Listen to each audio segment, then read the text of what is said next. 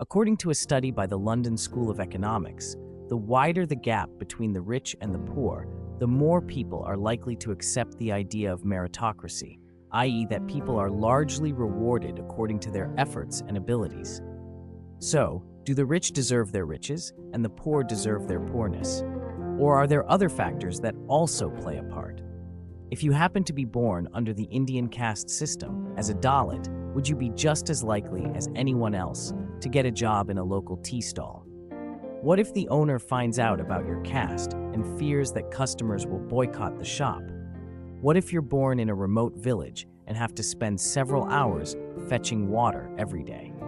As a result, you aren't able to spend the same amount of time in school as other children. Imagine having a great idea for a new business venture, but not able to start it due to a lack of funds. Banks are reluctant to lend to you, as you don't have any track record with them yet. If only you had wealthy parents that could just give you the money without having to pay it back. Not to mention the contrasting luck of a lottery winner with someone paralyzed in a freak accident. Doesn't seem fair, does it? And while many individuals can and do overcome obstacles in life, it's clear that across a population, those that have the benefits of life are likely to do better than those that have the drawbacks of life. So what can we do about the inherent inequalities of the world? If we could somehow rebuild society from scratch, what would it look like? We would surely do away with wars, disabilities, and crimes, etc. But in the real world, we can only really make changes regarding economic, social, and moral policies. What would those look like?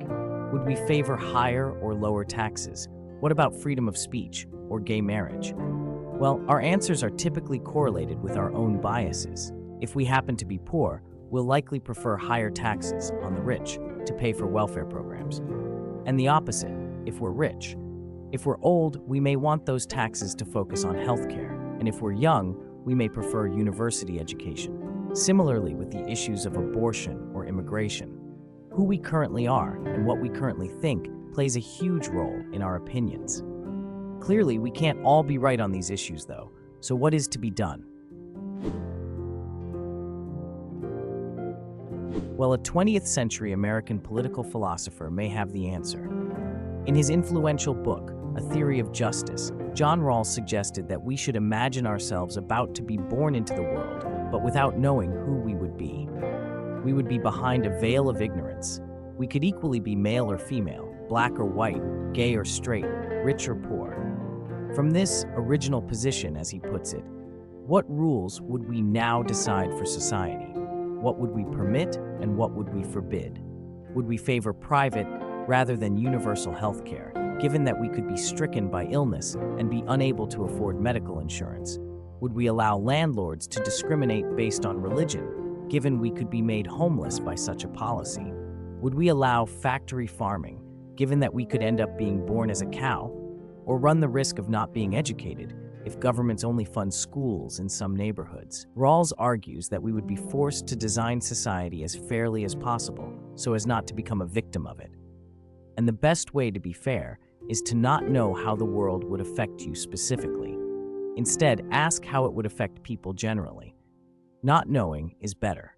By way of analogy, it's like cutting a cake into several pieces, knowing that each piece is then randomly allocated to each person at the party. Presumably, a rational person wouldn't gamble by cutting off one large piece and risk going hungry if they don't get the luck of the draw, especially if the cake is access to clean running water or the right to a fair trial. What political ideas did John Rawls advocate for? He developed critiques of utilitarianism, libertarianism, and egalitarianism, and instead championed the idea of justice as fairness. Utilitarianism posits that the most ethical action is the one that produces the greatest good for the greatest number of people. It focuses on maximizing overall happiness or well-being, often quantified as a balance of pleasure over pain. However, Rawls rejected this approach, arguing that it fails to adequately consider individual rights, potentially sacrificing some for the benefit of others. For example, a utilitarian approach might justify organ harvesting from a healthy individual to save multiple lives, which many would consider unethical. Libertarianism emphasizes individual liberty and minimal government intervention, prioritizing personal freedom and property rights over collective welfare. Rawls thought the de-emphasis on welfare could lead to unjust inequalities. For example, underfunded public schools would lead to children from low-income families receiving inadequate education, therefore limiting their future opportunities and ability to fully participate in society. Egalitarianism is based on the principle that all humans are fundamentally equal and deserve equal rights, opportunities, and treatment. While Rawls shared some egalitarian ideals, he believed that pure egalitarianism might conflict with individual liberties and incentives for societal progress. These policies could potentially discourage innovation, entrepreneurship, and productivity. Rawls proposed two principles of justice to help create a more equitable and cooperative social structure. The liberty principle states that everyone should have the same basic rights and freedoms, like the right to vote, own property, freedom of speech, and freedom from assault, etc. The government must not tamper or remove these rights from citizens. They are the most important and can't be traded away for other benefits. The equality principle states that any differences in society, like in wealth or power, are only okay if they help those who are worst off in society, and everyone has a fair and equal chance to get better jobs and positions.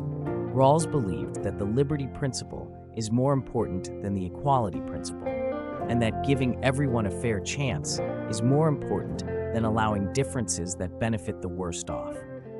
So what do you think of this idea of designing society in such a way that you maximize the minimum level of opportunities you would be born with, also known as maximum? After all, you wouldn't want to play Monopoly with less money than everyone else, would you? Comment below, how would you rebuild society differently?